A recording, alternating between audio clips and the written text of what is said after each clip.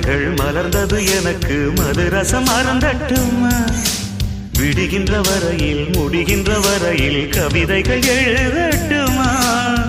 முத்தம் என்ற கடலில் முத்து குளிப்போமா அழகு